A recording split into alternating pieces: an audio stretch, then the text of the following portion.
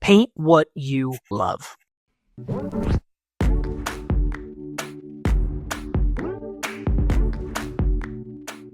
Hello and welcome back to Controlled Crash.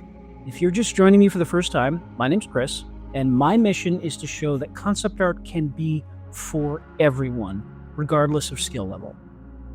Before we begin, I want to announce that as of recording, this channel now has over 1,400 subscribers, which just blows my mind.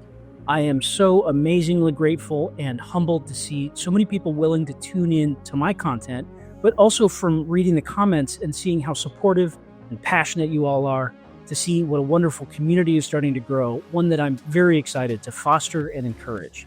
You all are amazing, and I'm grateful for each and every one of you that tunes in. Okay, so for today's video.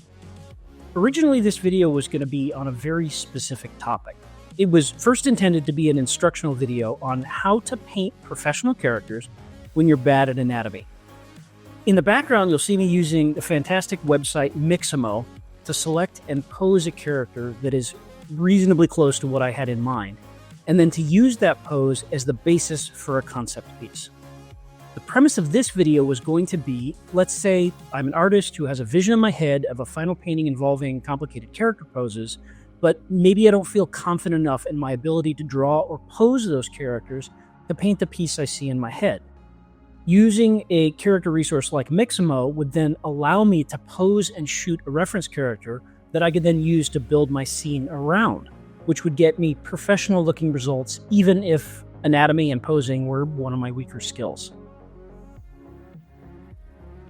The original message I was wanting to convey here was that using a resource like Mixamo can help an artist who isn't great at characters to create a scene they can see in their head that artist might self-edit and not attempt otherwise, meaning the right tool can open someone up to creating things that they didn't think they were capable of. However, while I was trying to write down my thoughts for that video, I realized what I was driving at was actually much bigger and much simpler. Paint what you love. See, the idea of how we self-edit based on our own skills or expectations really struck me, and it made me think about where and how we do that in general. It made me think about how self-editing really drove a lot of how I behaved as a younger artist, and truthfully, how I still do today when I'm on autopilot. So in a lot of ways, this video is as much for me as it is for you. It's a reminder of the patterns that we fall into if we're not careful and mindful while we're creating. Also, if you like the PSD for this image, or any of the other tutorials I do, please consider joining the new Patreon page for Controlled Crash. I've got the original layered files and other good stuff to support and encourage you on your artistic journey. Plus, it's a great way to support the channel and help me bring this content to you. So, I think as artists, we really drive our choices by two buckets. One is what we think we're capable of pulling off, and the other is what we should be doing, as in shaping a portfolio for eventual selection by a company, fitting within our genre, or simply painting what we're already known for painting.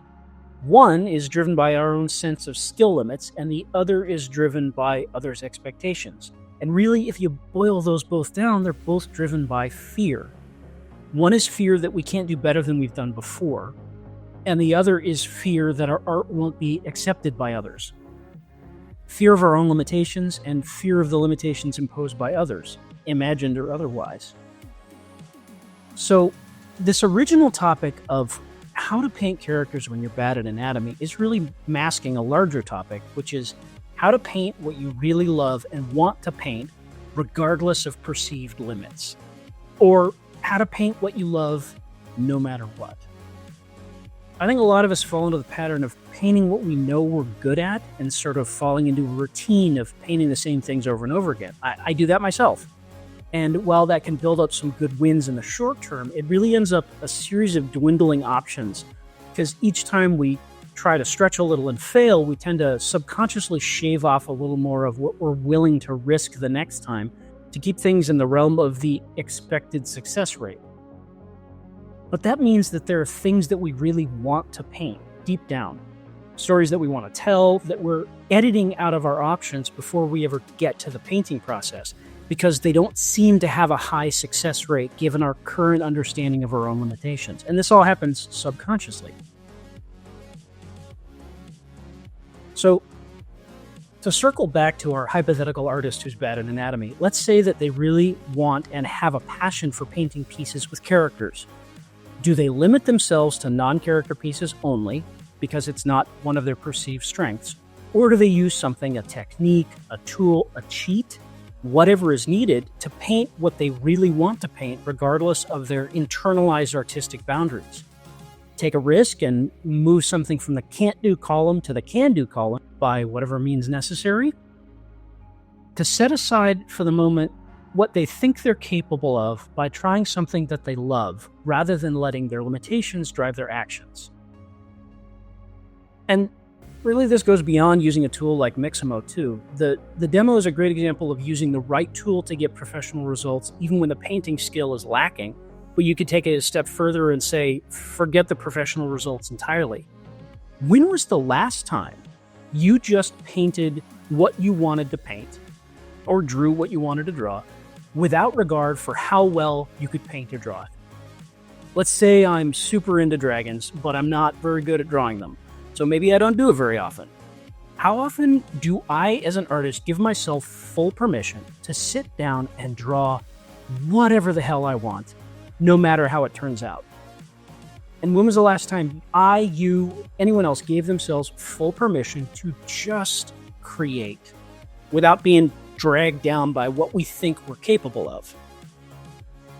For a lot of artists I've talked to, they get into digital painting or concept design with these grand ideas of paintings they want to make when they're good enough. I did the exact same thing. I had a laundry list of paintings that I will attempt when I'm good enough for it. But for a lot of people, the reality of skill progression and learning leads them to a series of closing doors until they're left with a comfortable set of things that they can accomplish, and like this vast no man's land of, I don't think I should try that. So maybe this video can be a bit of a reminder to me, to you, to all of us, that maybe one of the healthiest things we can do in parallel with continuing to refine the set of things that we're good at is to occasionally, or even regularly, wander into that no man's land and just draw, paint, design with reckless abandon. Design the things, paint the things that we're really passionate about, the images we see in our mind's eye, and maybe, just maybe, we surprise ourselves in the process and expand the realm of the possible a little bit too. What would it be like if you just painted what you loved? You sat down, you thought of an idea, one of the things that got you into creating in the first place, and you just made it. Warts and all. You didn't care if it looked good, if it looked professional, if it was perfect. You just painted what excited you rather than what was expected of you. I think if you do that just a little bit, just on occasion, you let that muscle stretch a little bit, you'll find you're that much more excited to sit down and create at all, because you know that the things that are really inside of you now have a way to get out.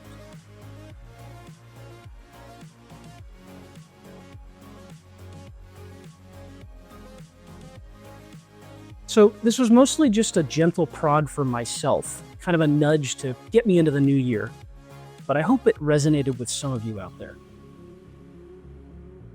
I'd love to hear from all of you. Is there something you'd love to paint or design, but you feel it's currently outside of your expertise? Drop a comment, we'll talk about it. There are tons of resources out there like Mixamo, and maybe we can find a solution that fits your particular block and helps you make what you're passionate about, because that's really why we're here. You don't serve the portfolio serves you.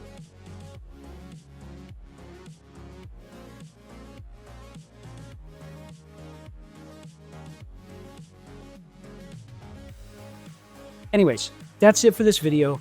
Thank you so much for watching. I wish you the absolute best of painting. And until next time, go make worlds.